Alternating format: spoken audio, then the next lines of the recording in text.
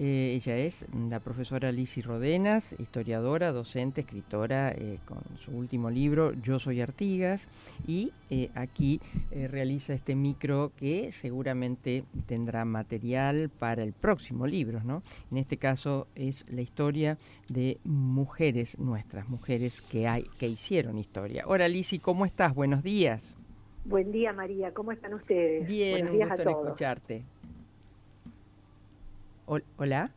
Hola, sí, Sí, sí, te escucho. digo, un gusto en escucharte. Lizzy, Igualmente. ¿qué mujer tenemos hoy? ¿Qué mujer nos traes hoy con esas historias maravillosas que nos contás? Bueno, mira, como mañana es 12 de octubre Sí, y recordamos el descubrimiento de América, fecha que siempre está puesta en discusión, ¿no? sí, Controversial. sí.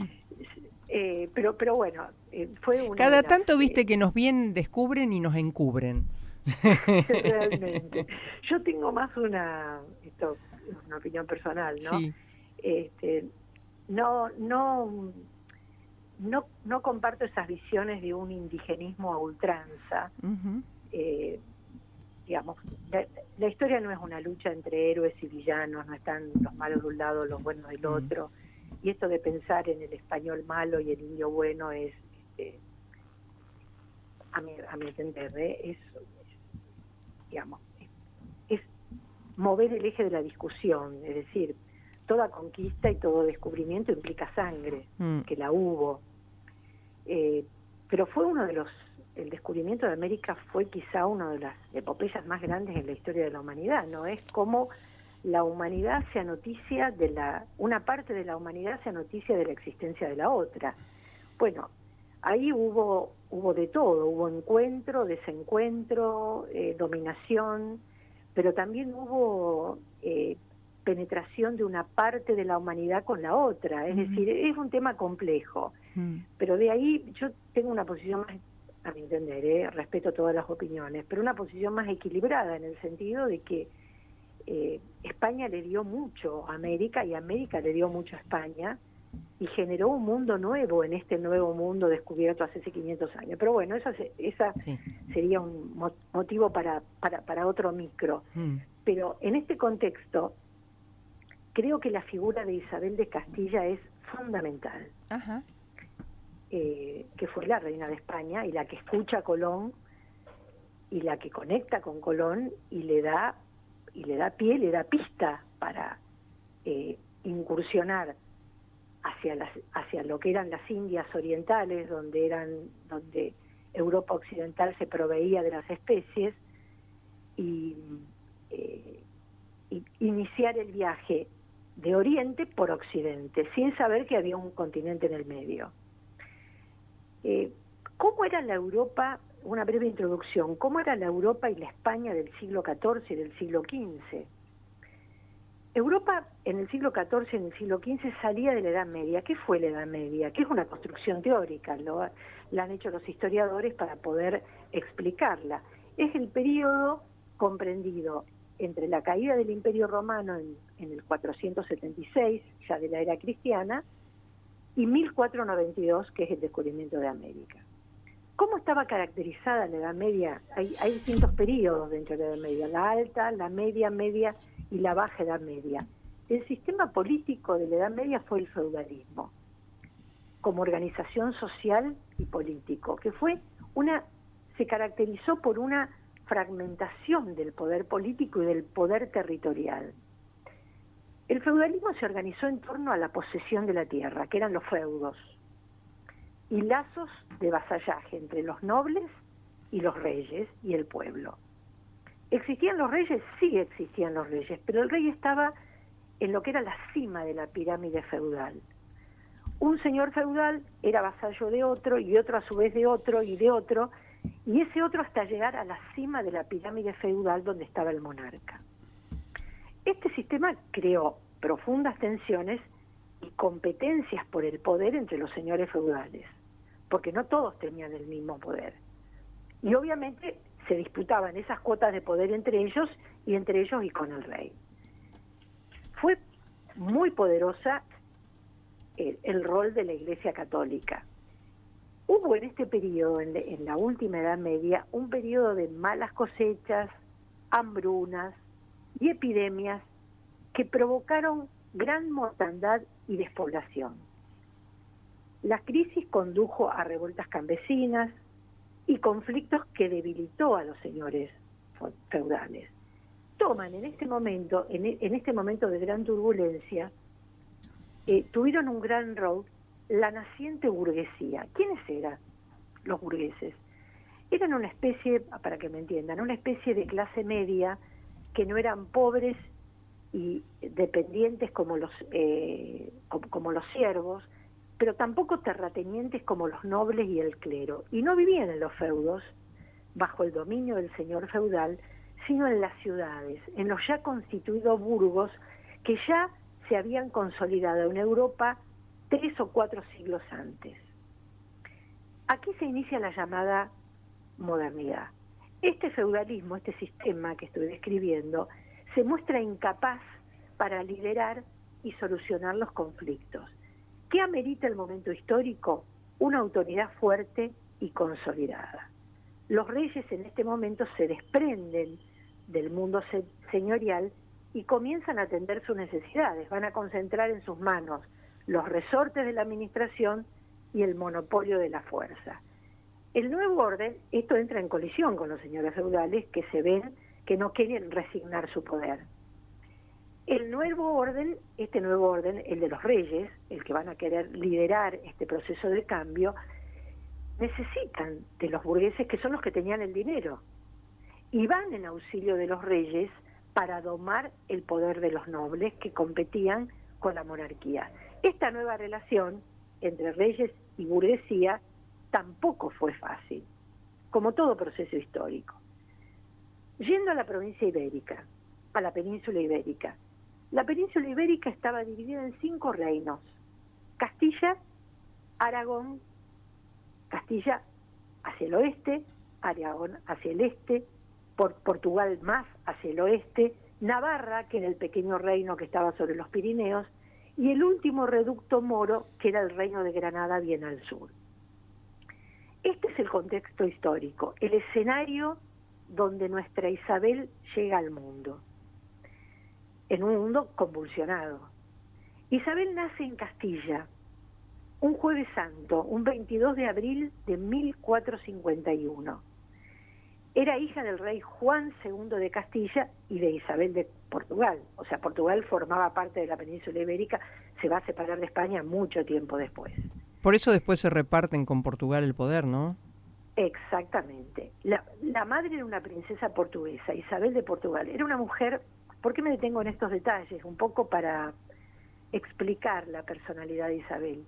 Era una mujer de mucho carácter, pero evidenció a lo largo de su vida, tuvo una vida bastante larga, ciertos problemas mentales. La madre, Isabel de Portugal.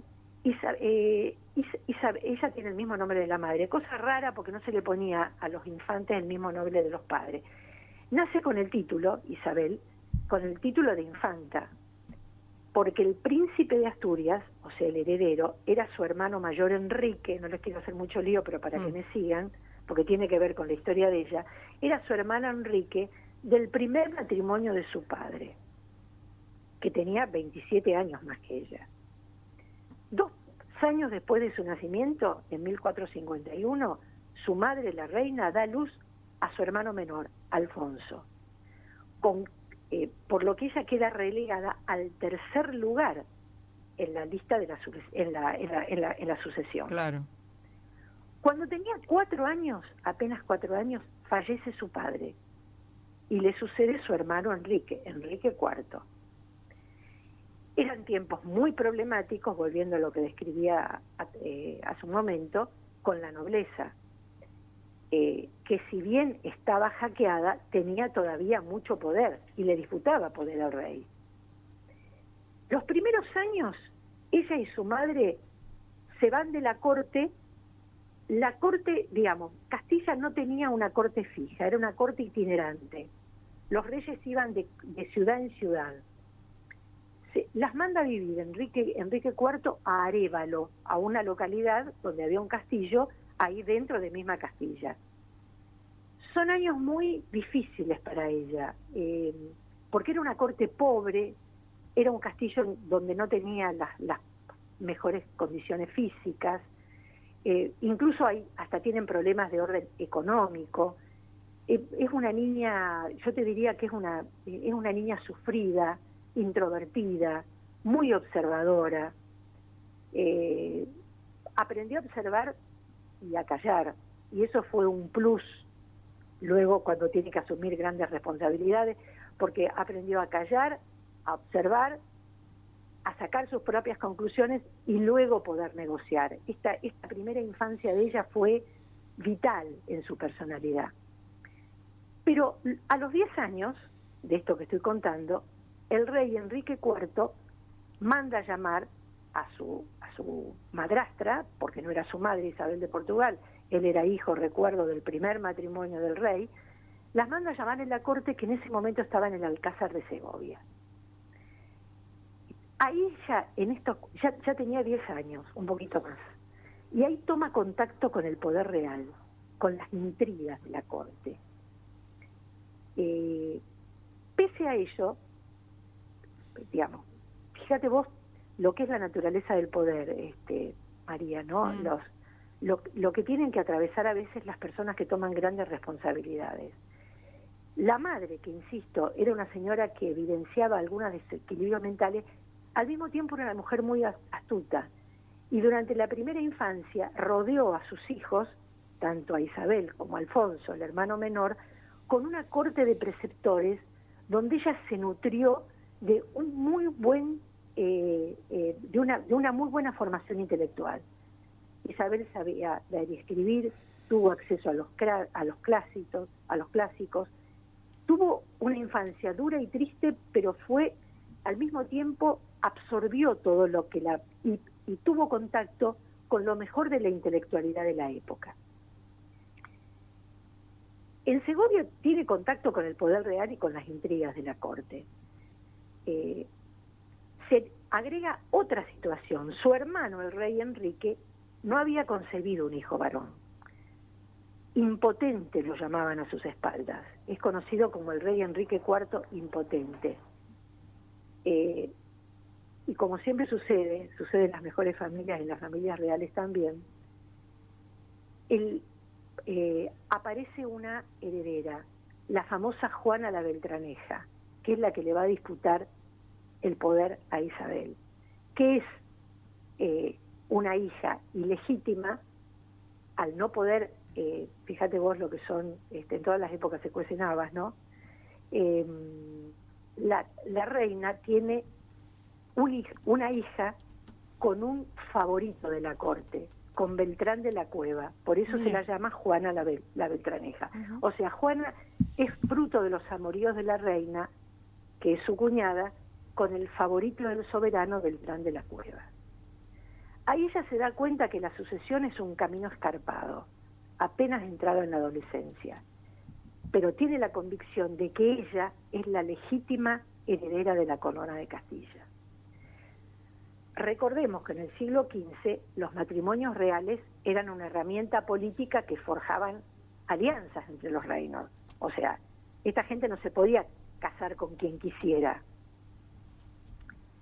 En 1468, con sus jóvenes 17 años, es proclamada princesa de Asturias. Y el hermano, el rey Enrique IV, le sugiere varios candidatos para casarse, porque las niñas en aquella época se casaban jóvenes, a los 15, a los 18, a los 20 años. Una mujer de más de 20 años ya era una mujer más que adulta. Ya era vieja. Y sí, era vieja. Y luego de rechazar varios candidatos sugeridos por su hermano, fíjate vos qué viva que era, firma un acuerdo con él, con el hermano, cuando es proclamada princesa de Asturias, donde establece que no tendría que casarse contra su voluntad. Mira. Sus consejeros más impetuosos la instaban a tomar el poder, pero esta joven princesa demostró no solo lealtad a su hermano, sino también una gran astucia. Se presentó como garante del poder establecido y aguardó discretamente su turno. Su fino instinto le indicaba cuándo ser paciente y cuándo tomar una decisión audaz. Se mantuvo reticente y discreta, mientras en secreto enviaba emisarios a Aragón. Aragón estaba al este de la península. Fíjate vos que ella tuvo una visión geopolítica raro en una joven tan joven. En 1469 ya había tomado su decisión. El elegido era Fernando, el heredero de la corona de Aragón. El matrimonio se llevó a cabo en el más absoluto secreto. Ella negocia con su futuro suegro, el rey de Aragón, el beneficio para ambas coronas. Ameritaba el momento histórico la unión de las dos regiones, Castilla y Aragón. Porque quiero hacer una digresión acá. Era un momento que las fronteras en Europa eran muy lábiles y muy inestables. El rey de Francia presionaba sobre el norte porque quería parte de España. Las ciudades italianas tenían un enorme comercio y tenían influencia sobre el mar Mediterráneo. Y España estaba dividida. Entonces, ella muy hábilmente se da cuenta que la fortaleza de España iba a radicar en la unión de los dos reinos. Entonces negocia con su futuro suegro este beneficio para ambas coronas. No fue un matrimonio por amor, pero sí ambos tuvieron una gran afinidad y un respeto. Tenían la misma edad, incluso Fernando era un año más joven. Y como ella, Fernando, no quería ser tutelado por los cortesanos que rodeaban a su padre. Fernando se escapa de Aragón en secreto y se va a Castilla, parte de Zaragoza, donde estaba la corte, rumbo al este, de manera furtiva y disfrazado de criado. Y se dispone a entrar en Castilla sin ser detectado por el hermano de Isabel y el rey Enrique. Isabel y Fernando, aquí otro detalle, no se conocían. Para los que nos están escuchando, así se establecían los matrimonios, pero contraen finalmente matrimonio en Valladolid. Desde el principio llegaron a un buen entendimiento, pero la grandeza y el futuro de España estaba por encima de cualquier diferencia que pudieron tener. Como eran primos, ambos pertenecían a la misma dinastía, la dinastía de Trastámara. Los abuelos eran primos hermanos entre ellos, necesitaron una bula papal. El rey no les da la bula. ¡Qué lío que hicieron! Temeroso, bueno, parece una novela de la tarde. Sí, ¿no? sí. Te das cuenta, ¿no? Sí. El rey no le da la bula y ellos utilizan una bula del papa anterior. Son coronados reyes de España. Bueno, esto brevemente contado, Isabel es un ejemplo clarísimo, rotundo y de ejercicio del poder femenino porque cimentó su autoridad en un escenario patriarcal y yo te diría machista. Uh-huh. Ella lo eligió a Fernando negociando hábilmente con su suegro. Como ya dije, era un imperativo la unión de las dos coronas. Accede al trono en 1474. No esquiva esta situación de inestabilidad política y la enfrenta. Tuvo una muñeca política y consolida su legitimidad y demuestra su capacidad para desenvolverse en un contexto patriarcal y machista. Hoy diríamos, Isabel fue un animal político, uh-huh, a los valores de hoy. No fue una feminista porque no existía el término el término, pero lo fue en los hechos, claro. Pero lo fue en los hechos. Uh-huh. Después podemos hablar, porque como te decía al principio, el descubrimiento es un tema todavía controversial, uh-huh, y ofrece mucha polémica.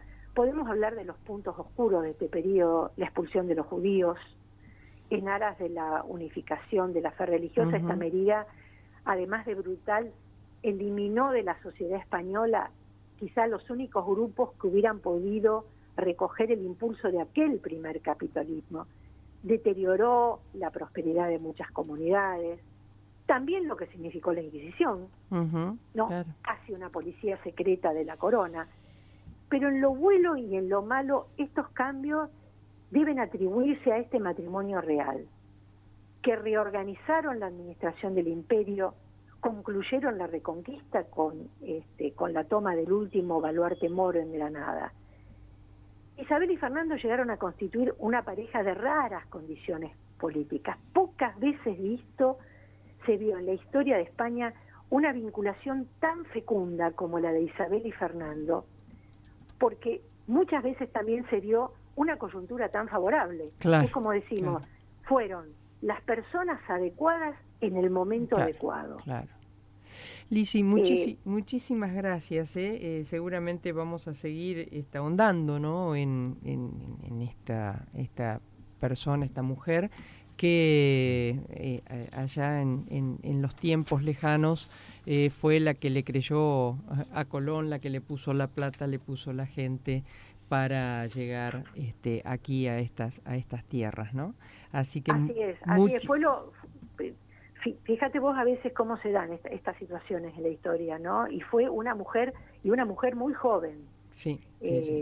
Así que bueno, me pareció importante traer la figura de este animal político que fue Isabel de Castilla, a veces muy relegada en la historia, porque tiene que ver mucho con nuestro continente. Después podemos hablar algún día de los que fueron las leyes de Indias, y cómo ella quiso tratar a los aborígenes, cómo a veces las leyes acá en América se acataban pero no se cumplían, se acata pero se cumple.